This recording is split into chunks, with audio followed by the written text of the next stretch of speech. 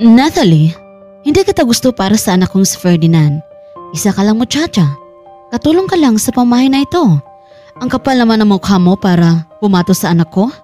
Ma'am, ako ang may gusto nito. Mahal ko si Natalie at mahal namin ang isa't isa. Ferdinand, isa kang engineer. Samantalang ang babaeng yan ay utusan lang natin. Ma'am, pwede ba? Kahit ano pang sabihin mo sa akin, mahal namin ang isa't isa, Natalie. Hay nako, Ferdinand. Bakit naging matigas na naman ang ulo mo?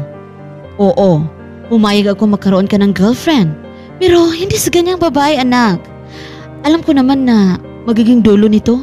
Pipirahan ka lang ng babaeng ito. Ang hirap isipin na mayroong mga tao na talagang makaasta kung sino, lalo na kung ang pag-uusapan ay kapangyarihan parating sa pera, na para bang wala silang respeto sa kapwa dahil basta mayaman sila.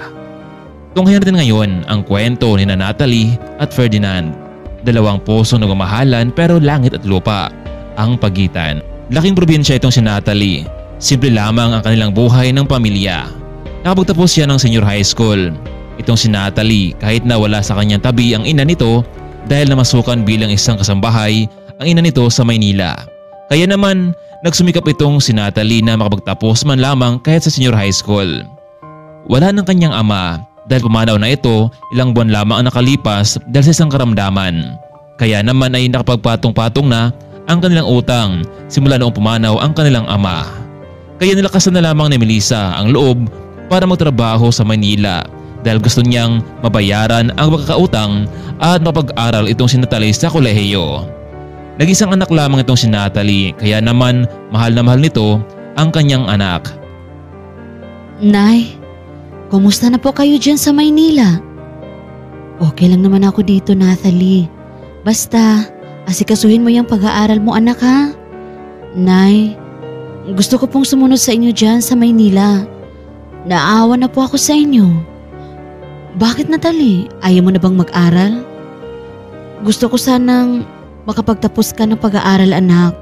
Pero Nay, may nakapagsabi sa akin na nagkasakit daw kayo. Pero hindi nyo man lang sinasabi sa akin. Alam ko namang medyo may edad na kayo, Nay. Kaya nga kung okay lang sa inyo, ako na ang papalit sa trabaho mo para naman makapagpahinga na rin kayo, Nay. At mabayaran na rin ang lahat ng utang sa amo nyo. Nay, sayaw at gusto nyo, luluwas ako ng Maynila. Nay, ako na ang gagawa ng responsibilidad natin. Natalie, hindi kita inobliga na magtrabaho. Kaya ko pa naman, anak. Basta, Nay, bukas na bukas, luluwas ako ng Maynila. Magkita na lang tayo dyan, ha? Nagtungo na nga itong si Natalie sa syudad ng Maynila. Ito ang tamang oras para siya naman ang magtrabaho para sa kanyang ina, lalo na at may edad na rin ito. Halos 8 oras ang biyahe ng boss patungong Maynila. Pagbaba ng terminal, sumakay na rin ito ng jeep at tricycle. Sa unang pagkakataon na silayan ni Natalie kung gaano kalaki ng bahay na pinapasukan ng kanyang ina, kaya hindi na nawala sa isipan ng dalaga na gaano kalaki ang sakripisyo nito. Pinindot ng dalaga ang doorbell ng 2 beses. Maya-maya pa may lumabas na isang babae. Sino sila? Excuse me, dito po ba namasukan si Melissa Salvacion? Oo, iha. Pero, teka lang, sino ka ba? Ako nga po pala si Natalie. Anak po ako ni Melissa Salvacion. Ay, ikaw na ba ang palaging tinutukoy sa akin ni Melissa? Ako nga po. Iha, ako nga pala si Nora, ang kasamahan ni Melissa dito sa mansyon. Halika, pumasok ka muna dito sa loob. Sakto, at nasa labas ang mga amo namin. Nasaan nga pala si Nanay Melissa? Bago sumagot ang ginang ay sinarado mo na nito ang gate. Iha, huwag kang magugulat ha, pero nariyan sa kanyang kwarto ang iyong ina. Mukhang hindi maganda sa pakiramdam ang sinabi ni Aling Nora sa kanya. Nay, anong ibig sabihin nito? Bakit kayo nakahiga? Ano nangyari sa inyo, Nay? Maya-maya pa biglang nagsalita naman itong si Aling Nora. Iha, nagkasakit ang iyong ina. Pero ang sabi niya, kailangan niya munang ilihim ito sa inyo. Dahil baka mag-alala ka pa sa kanya kung malaman mo ito. Aling Nora, hindi ba siya dinala sa ospital ng mga amo niyo? Iha, malaki pa daw ang pagkakautang niyo sa kanila, kaya hindi niya ito sinasabi pa. Maya-maya pa biglang nasalita itong si Melissa. Anak, sorry kung hindi ko agad sinabi sa iyo. Alam kong magagalit ka sa akin dahil hindi ko agad sinabi ito. Nay, hindi naman ako galit sa iyo eh. Nag-alala lang ako sa kalusugan mo. Aling Nora, baka pwede nating madala si nanay sa ospital. Aling Nora, maawa po kayo sa amin. Kahit ako pa ang magiging kapalit ni nanay sa pagiging isang katulong. Iha, kung pwede lang pero wala ngayon dito si Doña Shelo. Maya-maya pa muling tumunog ang doorbell. Inakala ni Aling Nora na ang Donya na ito pero si Ferdinand pala ang dumating. Senyorito, Ferdinand, nakauwi na kayo? Hindi man lang kayo nakapagsabi kay Kuya Victor para naman masundo kayo. Yaya Nora, nasaan nga pala si Mami? Senyorito, may pinupuntahan lang si Senyora. Halika na, Senyorito. Pumasok ka na sa kwarto mo at magpahinga ka muna. Tatawagan ko lang si Doña Shelo na nakauwi na kayo. Teka lang, Yaya Nora, nasaan nga pala si Yaya Melissa? Mukhang hindi ko siya nakita dito ah. Ayun, Senyorito, nasa kanyang kwarto. Nagkasakit kasi ito eh. Ano? Hindi niyo siya dinala sa ospital? Hindi na nagpadala sa ospital itong si Melissa eh. Senyorito, ang sabi ni Melissa, mas lalo lang daw lalaki ang kanilang pagkakautang sa inyo.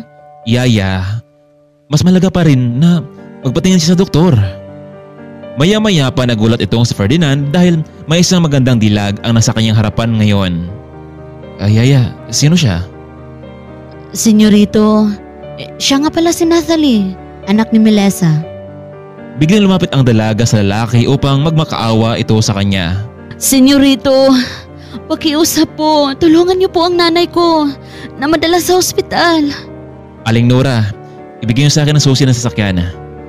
Agad binuhat ni Ferdinand itong si Aling Melissa papasok sa sasakyan. Miss, sumama ka na sa akin para makasama ang nanay mo sa ospital. Senyorito, nakauwi na pala kayo? Yaya Melissa, huwag mo na kayo magsalita. Malapit na tayo sa ospital. Pagkarating sa ospital, agad nila itong dinala sa emergency room para masuri at mabigyan ng lunas ang kanyang sakit. Habang naghihintay ang dalawa sa paglabas ng doktor ay nagpasalamat itong si Nathalie sa binata. Senyorito, maraming salamat talaga dahil dumating kayo sa oras na iyon. Hindi ko alam kung ano ang gagawin ko kung hindi kayo dumating. Maraming salamat po. Huwag ka muna magsalamat, miss, dahil hindi pa natin alam ang findings ng doktor. Mula sa emergency room, lumabas ang doktor. Kayo po ba ang pamilya ng pasyente? Opo, Dok. Kumusta na po ang kalagayan ng nanay ko? Miss, wala naman kaming nakitang findings. Marahil sobrang pagod lamang sa pagtatrabaho niya at over-fatigue. Lalo na at medyo may edad na rin siya.